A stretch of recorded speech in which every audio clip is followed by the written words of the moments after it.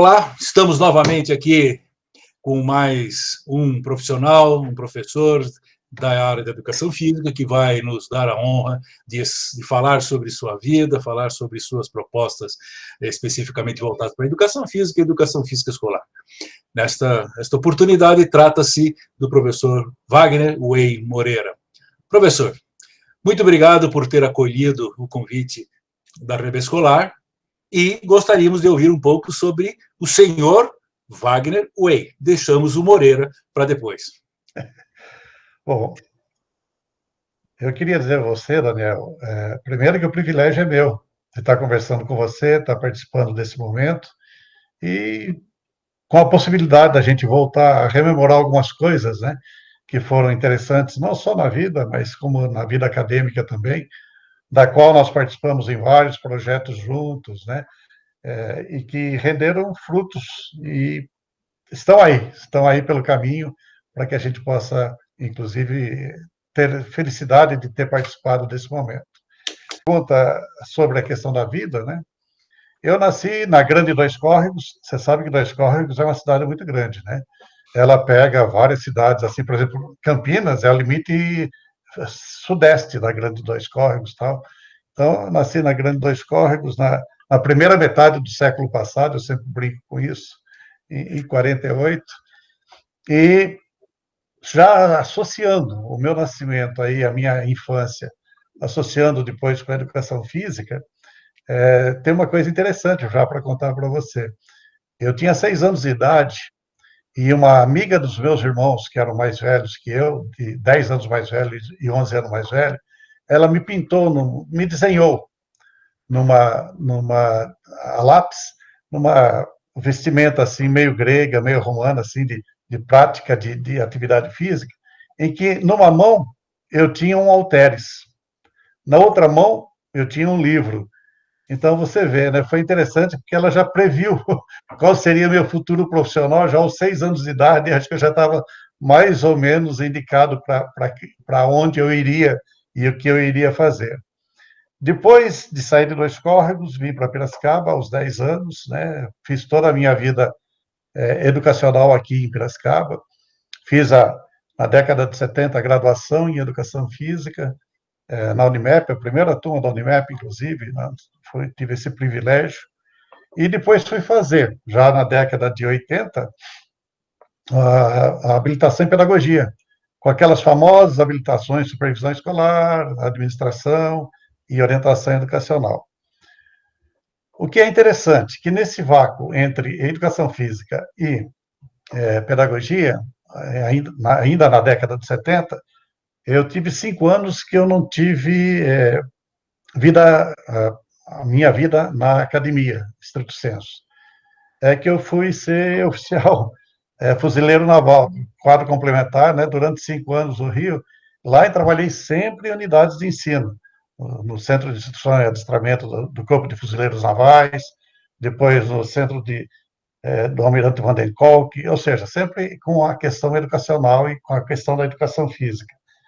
E voltando de lá, sim, que eu entrei para a vida acadêmica. Fiz um concurso na Unicamp, isso em 79 para 80, e entrei na vida acadêmica na Unicamp, aonde ainda não havia o curso de Educação Física. A gente participou da formação e da formatação do curso de Educação Física da FEF. Inclusive, eu fui o primeiro coordenador de graduação, né, durante esse período todo. E na FEF também, a gente participou da criação e da efetivação do mestrado e doutorado em Educação Física depois. Também fui para a Unimep, onde a gente participou do mestrado, da fundação do mestrado de Educação Física da Unimep. Também fui o primeiro coordenador desse mestrado. Trabalhei na Unimep no mestrado em Educação, mestrado, doutorado em Educação. Depois fui para a Universidade Federal do Pará, quando a gente saiu, me aposentei na Unicamp, saí da Unimep, fui para a Universidade Federal do Pará, e lá trabalhei no mestrado, doutorado em Educação, e trabalhei também na graduação em Educação Física. 2 anos lá. Depois eu estava com saudades aqui dos netos, resolvi prestar um novo processo seletivo e vim para a Universidade Federal do Triângulo Mineiro. em Uberaba, já bem mais perto da minha Piracicaba, né? E aí também participei da formatação e da implementação do mestrado em Educação Física da UFTM, também fui o primeiro coordenador desse programa, participei da implementação do mestrado em Educação da UFTM, e hoje até Educação e Doutorado, porque nós já conseguimos o doutorado. Enfim, na vida acadêmica, daí ela foi progredindo nessa perspectiva. E sempre com produções, né, relacionadas às coisas ligadas à educação física e às coisas ligadas à educação física escolar, mais propriamente. Lembro a você que, e você participou muito, na Unimep, no começo da década de 80, né, quando nós tivemos a criação daquele grupo da crise, né, para tentar alterar um pouquinho a questão da educação física escolar, a gente tinha os encontros lá na famosa fazendinha da Unimep, né, da qual participava você, participava eu, participava o Zé Guilmar, participou o Gotani, participou o Ídico Pellegrinotti, participou o Pedro Winterstein, ou seja, muita gente, né, o Lino Castellani, muita gente que depois veio a tentar fazer alguma diferença para a educação física escolar especificamente, né. Foi uma época muito boa, foi uma época muito interessante, né, de reflexões muito, muito boas, que produziram, inclusive, livros, né, e que desestabilizaram, afinal de contas, a educação física como ela vinha sendo feita até então. Hoje, hoje eu já estou perto da minha segunda aposentadoria, agora na Federal, com muito trabalho executado, exatamente pela idade, inclusive, porque já foram 83 mestrandos que defenderam tese comigo, 13 doutorandos, né? E a gente continua batalhando pela educação física escolar, continua batalhando para o entendimento do que significa, né, essa disciplina curricular e área de conhecimento que eu sempre tenho dito, né, ela tem o privilégio de ter um conhecimento tremendamente interessante. Que historicamente nós talvez não tivemos muita possibilidade, né, de tirar desse conhecimento coisas importantes que hoje fazem muita falta, não só em relação à motricidade, mas em relação a valores que os próprios conhecimentos da educação física, a prática dos conhecimentos da educação física favorecem, e que a gente hoje não está vendo muito isso na sociedade de uma forma geral. Acho que, em linhas gerais, é mais ou menos isso. E tal qual você, na rede escolar, a gente também tem publicado muitas coisas, né, através de livros e tal, para que a gente possa, afinal, viver as nossas utopias, né, Daniel? Acho que nós entramos nessa área há muito tempo, amamos essa área, e a partir dela a gente tenta sempre trabalhar e produzir conhecimento em relação a isso, né? Acho que geral é isso, Daniel. Vamos aí agora ver o que você quer para que a gente possa contribuir aí, para a gente conversar e matar, inclusive, um pouco as saudades. Que maravilha, professor. Então, nós estamos em dois córregos, um para ir, outro para voltar. Porque se tivesse um só, acabava a cidade lá, rápido, viu? Que ia para um lado só. Fantástico. Eu vou deixando a brincadeira de lado. Professor, como é que o senhor compreende e quais são as perspectivas que aqui levanta para a educação física escolar especificamente? Quer dizer, quais seriam os seus posicionamentos, suas provocações e, quem sabe, suas indicações? Ok. Eu acho que, primeiro, quero dizer para você que eu entendo um termo coerência, eu entendo esse termo não na manutenção das coisas como elas sempre foram. Eu acho que coerência de um pesquisador, coerência de um professor é estar sempre fazendo coisas diferentes e ir atrás de coisas diferentes. Por que eu estou dizendo isso? Se você tivesse me feito essa pergunta na década de 80, eu diria que para solucionar grande parte dos problemas históricos da educação física escolar, a gente precisaria necessariamente, né, se ater à motricidade humana, que na época foi uma grande teoria que apareceu, em que a gente estudou bastante, que a gente colocou em prática, e ela é importante, não estou dizendo que não é importante, e que parecia que era a grande luz no final do túnel, né, em relação a gente modificar a ação da educação física escolar. Ela colaborou muito com as possibilidades de mudança, ela nos deu uma série de coisas interessantes, como depois a própria possibilidade da ciência do desporto, com toda a sua teoria, também deu grandes contribuições. Ou seja, a gente foi produzindo epistemes na própria educação física escolar que foram facilitando, de um lado, eu diria, a possibilidade teórica da gente ter consistência, mas, de outro lado, ainda criando um vácuo entre o que se produzia na academia e o que se vivencia no chão da escola. Esse vácuo ficou por muito tempo, né, colocado para nós. Cometemos acertos, eu acho, desde essa época para cá, da tal da crise, e cometemos, acho que, erro. Eu vou dizer um erro que eu acho que, muito tempo depois, que eu achei que nós cometemos, nós todos que participamos dessa época. A gente lutou muito contra o tecnicismo, e tinha que ser lutado contra o tecnicismo. Mas a gente jogou fora a técnica, e a técnica não deveria ter sido jogada fora. Ela deveria ter sido utilizada de uma outra forma, com outros valores, mas não, a gente não poderia jamais abrir mão das técnicas, né? E acho que isso foi um erro que a gente cometeu na época e que fez com que, talvez, aquilo que a gente idealizava lá na década de 80, levasse mais tempo para ser conseguido, porque esse esforço foi criado. A partir daí, se você me perguntar, já a partir do final da década de 90 para cá, eu tenho trabalhado e tenho tentado produzir conhecimento em relação à educação física escolar a partir de um pressuposto. Que pressuposto é esse? Não é conteúdo específico ou conhecimento específico da educação física escolar, mas eu acho que se a gente não se adentrar a esse conhecimento, dificilmente a gente muda o modus faciente da educação física escolar, que é qual é a concepção de corpo humano que eu tenho. Claro, a educação física sempre trabalhou com os corpos, mas a gente sempre teve o entendimento de corpo, exatamente pelo paradigma cartesiano, de estudá-lo parte a parte, e achando que se juntasse parte a parte, a gente conheceria bem esse corpo. Grandes filósofos, grandes teóricos já mostraram que isso não resolve. Não resolve, porque a soma das partes não dá o todo. E mais ainda, a nossa concepção de corpo era, e sempre foi, e ainda acho que é hegemônica, é uma concepção de corpo que tem que ser tratada como uma máquina que tem que ser melhorada em seu desempenho.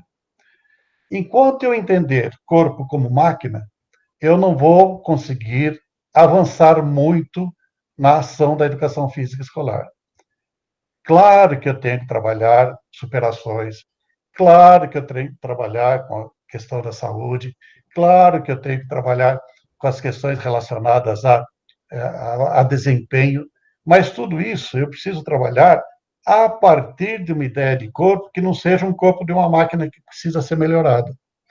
Dou um exemplo sempre que eu dou, eu digo isso aos meus alunos de graduação, uma frase pequenininha do Merleau-Ponty, bem pequena do Merleau-Ponty, mas que ela, se a gente entender a educação física, essa frase, 80% da ação nossa na educação física a gente altera. Frase do Merleau-Ponty, essa pequena frase é a seguinte: a máquina funciona, o corpo vive. Se eu, da educação física, entender que eu vou trabalhar com corpos viventes e não com máquinas que precisam ser melhoradas, azeitadas para melhorar o seu desempenho, eu mudo a ação da educação física. E a minha utopia, né, e o caminhar da minha utopia nos últimos anos, é tentar mostrar que, para que a gente tenha uma grande alteração no sentido de corpo a ser trabalhado pela educação física, nós precisamos tomar conhecimento de obras que discutem o corpo não na perspectiva apenas mecânica, mas que discutam o corpo na perspectiva sensível, na perspectiva existencial, em que nós podemos ter uma superação conosco mesmo, e não precisa necessariamente ser uma superação antagônica com outros. Não estou desprezando aí jamais as coisas de esporte, não estou desprezando jamais todo o conhecimento da educação física. Só estou dizendo que para que a gente possa alterar, a gente tem que passar da ideia de corpo-máquina para a ideia de um corpo existencial, que, pela minha base epistêmica na fenomenologia, né, e principalmente em Merleau-Ponty, no trabalho com a corporeidade. Mais que definir o que é corporeidade, a gente precisa existencializar esse corpo vivo que, pela educação física e pelos conhecimentos que a educação física tem, a gente pode tranquilamente desenvolver todo esse sentido de corporeidade, que é muito mais fácil.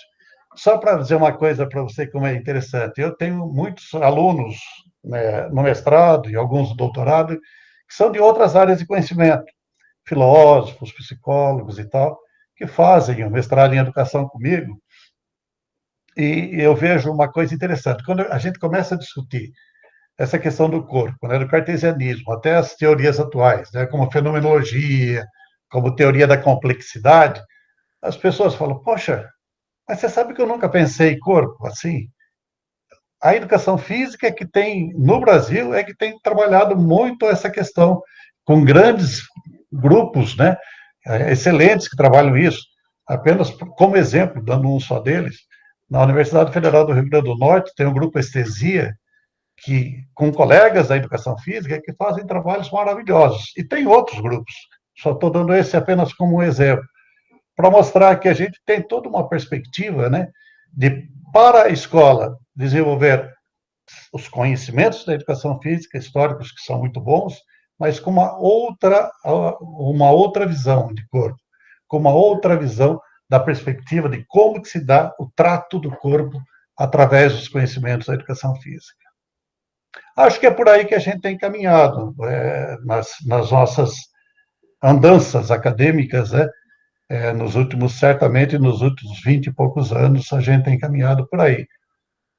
A gente encontra grandes receptividades para coisas que a gente coloca, e eu sempre tenho dito, mas isso só vai ser possível modificar a educação física escolar se nós, os nossos cursos de licenciatura, conseguimos também, na formação do profissional, do professor de educação física, colocar conhecimento, por exemplo, de Merleau-Ponty, conhecimento melhor até de Foucault, para que a gente possa começar a mudar. Não só ter conhecimento da parte que também é importante, não estou jogando fora, da biodinâmica, da cinesiologia, da anatomia, da fisiologia, todos são conhecimentos importantes. Mas, de igual modo, a gente precisaria, para mudar o sentido cartesiano de entendimento de corpo, para não ser uma máquina com a qual eu trabalho, eu preciso mudar que concepção de corpo eu tenho. Por aí que vai indo, Daniel. Eu não sei, pode me provocar mais. Nós temos, então, vamos entrar num grupo de alunos numa escola hipotética que eu tenho 40 pessoas, em média, vamos reduzir um pouquinho para facilitar, vamos trabalhar com 30, e que essas pessoas vão a um momento mediado pelo professor para falar, trabalhar, vivenciar e oferecer o seu próprio corpo para a prática do outro. As nossas propostas metodológicas são capazes de atender simultaneamente todas essas diferenças? Acho hoje difícil, né? Mas isso aí também, para a gente não carregar o mundo nas costas, as outras disciplinas também não conseguem esse milagre, vamos chamar assim. Por quê? Porque nós temos ainda, e aí agora eu vou para a teoria, né, da complexidade, nós temos ainda, majoritariamente, vivenciando disciplinas estanques na formação do aluno em si. Então, para que a gente não seja, né, achar que só a educação física tem esse problema, não, as outras têm. E, aliás, Daniel, eu tenho dito muito nos programas de educação que eu trabalho, que os cursos de licenciatura, eles não formam professores, eles formam especialistas da área, seja na química, na física, na biologia, na matemática, na educação física. Eles não formam professores. Aliás, uma experiência fabulosa que eu tive no Pará foi trabalhar nos cursos Parfor. Qual eram os cursos Parfor? Aqueles que você vai em cidades do interior do Pará, dá um curso de graduação para eles, mas eles já são professores, já estão trabalhando na escola. E eu acho que foi uma das experiências mais fabulosas que eu tive trabalhar no Parfor, porque você vai lá, você pega os caras que já estão na escola, você faz o contrário. Você pega o chão da escola para trazer para a universidade. Não é você pegar a universidade, aquilo que ela produz, e leva lá para lá. É fabulosa, porque o cara já está lá, ele sabe o que precisa, ele sabe o que quer. Você encontra com ele e fala: opa, aqui não adianta eu ficar falando isso, que não vai resolver o problema, não tem ressonância.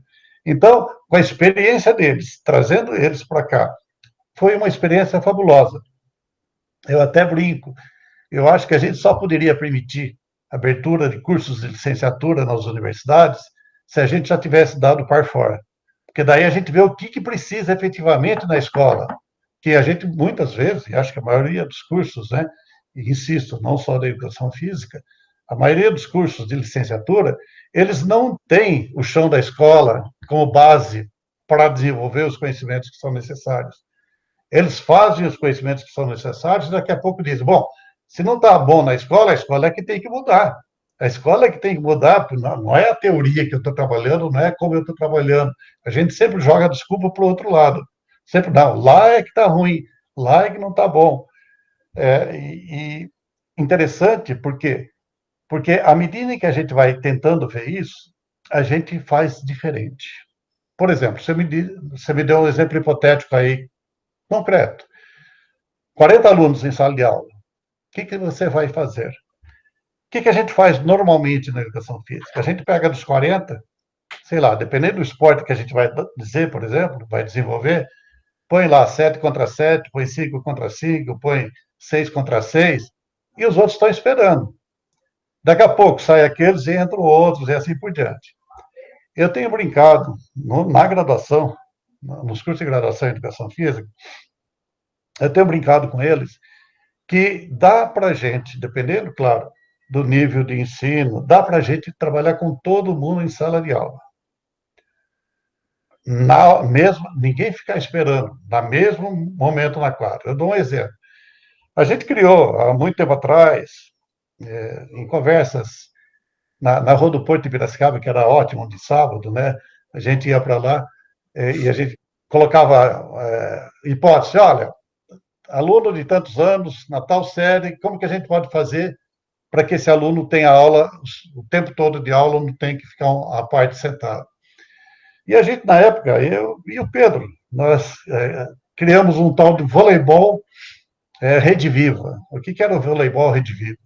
Era um prédio esportivo de vôlei que a gente imaginou, que a gente trabalhava com crianças aí no ensino fundamental, no primeiro ciclo e tal, em que não era toque, não era nada, era pegar, segurar, passar por 3, jogar para lá, em que a gente trabalhava com 40 alunos. Claro que a gente aumentava o espaço da rede de voleibol.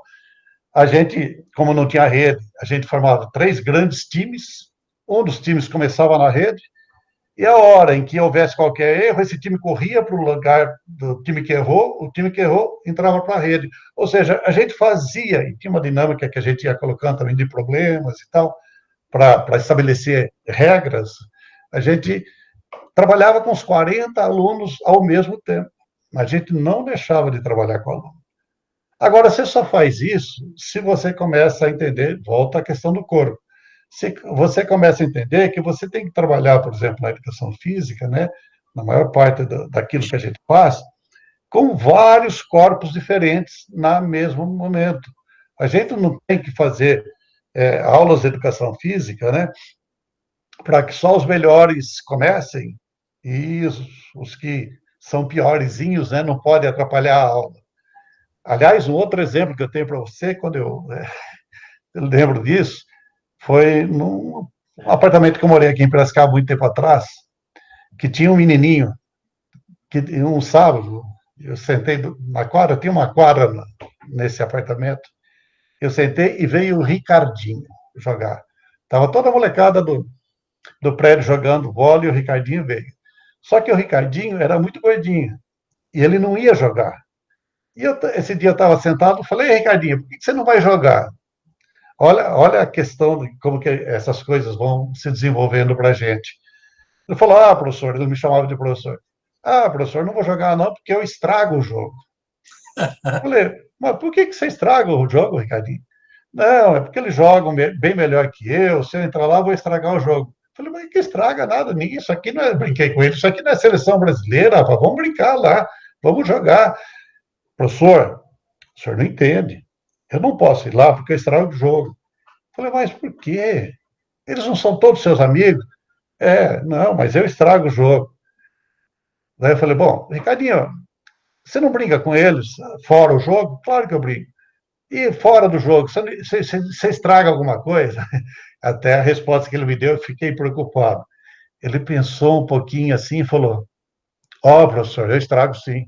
Porque quando a gente sai na turminha para apertar a campainha nas casas da rua e sai todo mundo correndo, eu fico para trás. Eu fico para trás, então todo mundo sabe que turminha que apertou. E eu falei, estou piorando a coisa, estou querendo trazer o menino para o jogo lá, estou piorando, né? Daí eu falei, poxa, Ricardinho, mas em nenhum momento você não estraga o jogo, até usei essa expressão. Ele pensou bastante e falou, tem um momento que eu não estrago. Na verdade, eu toco muito bem violão, e quando a gente vai fazer uma festinha para as meninas, se eu puder, todo mundo faz. Se eu não puder, não tem a festa. Bom, falei, finalmente fiquei livre de piorar as questões para o menininho. Mas o problema é esse. E uma expressão que ele usou nesse dia, quando eu falei, você não vai jogar? Ele falou, eu não estrago o jogo, porque eu sou ruim de amigo. Olha a expressão que ele usou, porque eu sou ruim de amigo. Você vê, a educação física muitas vezes pode ter colaborado com os ruins de amigo, porque aqueles que, por exemplo, tinham um rendimento mais deficitário do que se queria o professor, e que eram os caras que mais precisavam do desenvolvimento da motricidade, do movimento e tal, eram os primeiros a serem alijados, né? A gente tem, se você começa a olhar corpo de uma forma diferente, você traz esse pessoal para o jogo, você traz esse pessoal para a educação física escolar. E insisto, Daniel, e você sabe, a gente já é muito velho nessa área, eu não conheço conhecimento mais interessante, mais motivante para que as pessoas desenvolvam, inclusive, hoje, coisas que estão precisando de colaboração, de corresponsabilidade, até de liderança e tal, do que a educação física. E a gente abre mão muitas vezes, né, em nome de, sei lá, rendimentos ineficazes, abre mão de trabalhar uma educação física que possa fazer com que a gente possa vivenciar valores que hoje em dia não são vivenciados. Professor Wagner Way Moreira, muito, mas muito bacana ter conversado contigo. Você foi buscar referências e informações que, felizmente, eu consegui conviver em 2017, pós-aposentadoria, passei num concurso para dar aula, professor substituto no Instituto Federal de São Paulo, e fui trabalhar com ensino médio, 2 turmas mistas de 40 garotos e garotas em cada uma. E é uma vivência maravilhosa que me fez pensar muito, né? As provocações desses jovens são fantásticas para reviver pensamentos, desejos que a gente também tem. Mas, indo para o nosso, desse primeiro encontro contigo, indo para o final dele em função do tempo, o que é que foi mais importante, um conhecimento mais importante da educação física para você? Quer dizer, o que a educação física te ensinou, se eu pudesse usar essa palavra? Uhum. Olha, tirando aquilo que eu brinquei com você na perspectiva que eu já estava predestinado para isso, né? Desde criança, eu vou dar uma experiência, por exemplo, da educação física. O que ela me ensinou? Ela me ensinou que dá para a gente mexer em coisas que parece que são imexíveis. Dou um exemplo.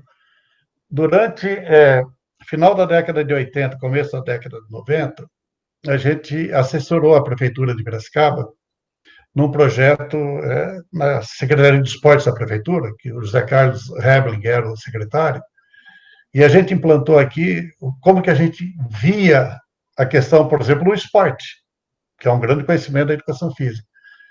E a gente fez, durante os 4 anos dessa gestão, o PDB, que foi a implantação do Projeto de Desporto de Base. Só que a gente pensou num projeto que fosse um projeto de Estado e não um projeto de governo. Eu tive um tremendo prazer de agora, e a gente implantou isso em 89. Eu tive o imenso prazer de agora, em 2019, na Câmara de Piracicaba, receber uma homenagem, porque esse projeto está há 30 anos sendo desenvolvido na cidade. Passou prefeitos diferentes, passou partidos diferentes, e ele está lá. O projeto de esporte de base está há 30 anos. Foi a maior experiência que eu tive. Vou dar um exemplo do que a gente fez com o projeto de esporte de base, apenas um dos exemplos. A gente trabalhou, por exemplo, no futebol, trabalhou um que a gente chamou de futebol evolução. O que foi isso? Nós fomos às comunidades de base, discutimos, imagina, começo da década de 90, discutir como que eles achavam que estava o futebol. E eles, a comunidade é sábia, eles disseram que estava violento demais, estava ruim demais. Lembre-se, 90 foi o Lazzaroni, né? Estava horroroso o futebol brasileiro. E a gente falou, vamos fazer uma experiência disso. Fizemos, inclusive, campeonatos, em que equipes, inclusive até a categoria juvenil, em que equipes da Guarani participou, Ponte participou, 15 participou e outras equipes aqui em Piracicaba, em que a gente, aplicando as novas regras do futebol, não era para aplicar a nova regra, era para atender o que a gente queria. A gente não teve briga nunca. Por quê? Porque já começava no Congresso Técnico. O Congresso Técnico não podia só ir lá o representante da equipe. 30% da equipe tinha que estar presente para saber por que a gente estava fazendo aquilo. E a gente não teve uma briga. As finais, inclusive, foi na área de lazer de Piracicaba, lá perto do Rio, num campo que não tinha alambrado. A gente colocava uma corda 3 metros para longe das linhas demarcatórias.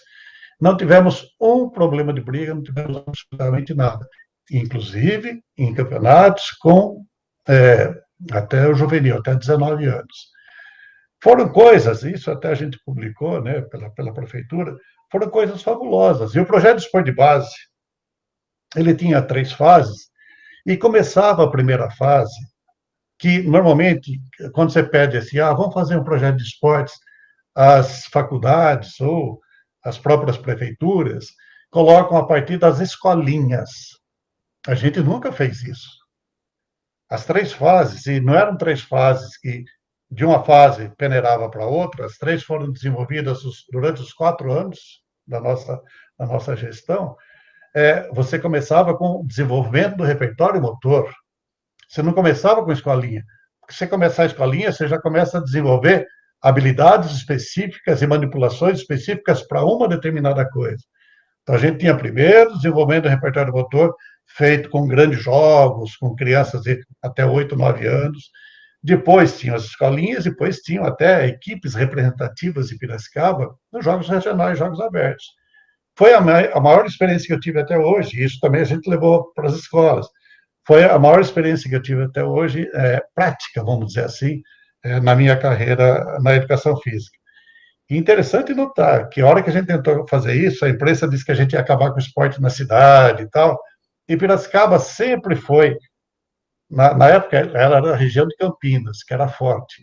Ela sempre foi 3º, 4º lugar na região de Campinas, jogos regionais, e nos jogos abertos do interior, ela sempre era 11ª e tal.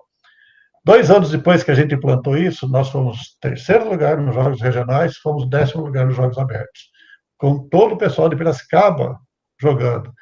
Daí os caras falam, não, mas aqueles que se destacaram, vai vir em outra cidade, vai vir uma equipe aí vai levar embora. Eu falei, ué, leva.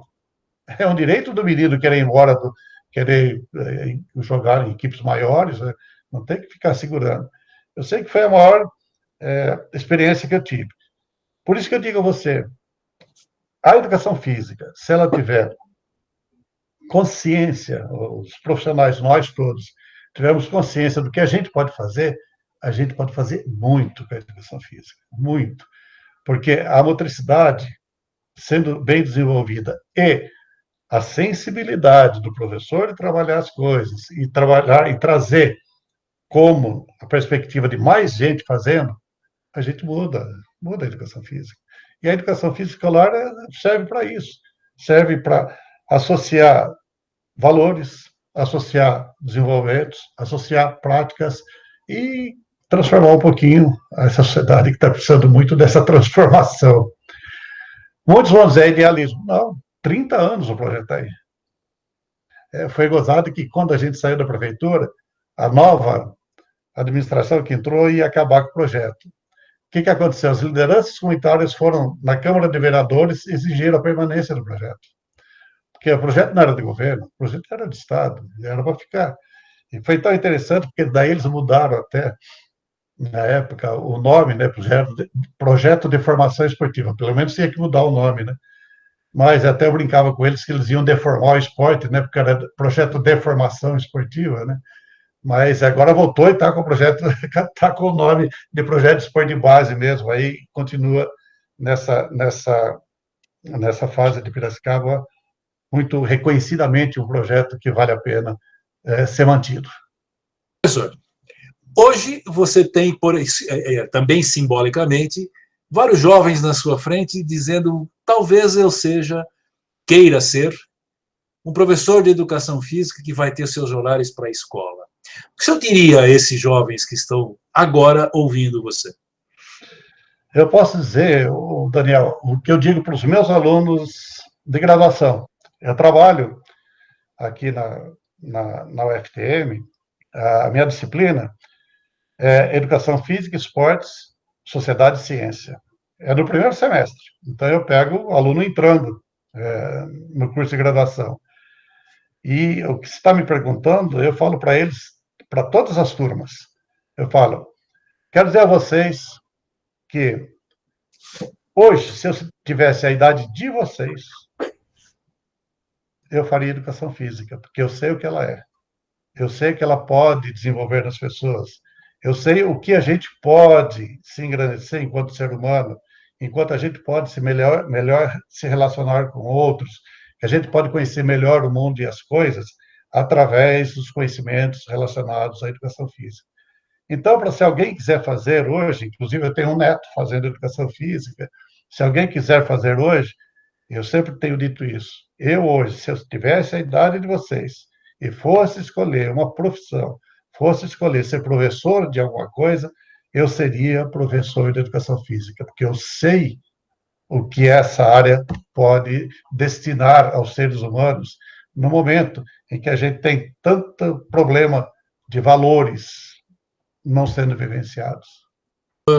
Wagner Way Moreira, muito obrigado pelo seu carinho, pela sua amorosidade, pelo seu sentir, e me faz lembrar o título do seu livro, O Corpo Presente, né? Presente. Muito obrigado pelo seu carinho conosco, foi maravilhoso estar contigo, e com certeza teremos que estar novamente, porque as histórias aí são fantásticas e precisam ser do conhecimento maior número possível de pessoas. Obrigado, professor. Tá. Eu é que agradeço, Daniel. Agradeço o convite, agradeço revê-lo, né? Que fazia muito tempo que a gente não se encontrava, né? E a hora que você disser, você chamar para a gente poder discutir de novo as nossas utopias, né? Estou disponível. E muito obrigado. E queria dizer a você, parabéns pelo trabalho que você há anos faz na rede escolar. Você realmente é um idealista e que vale a pena. E eu tenho muito prazer de ter um colega como você na área de educação física já há esse tempo todo. Obrigado, eu que agradeço a oportunidade.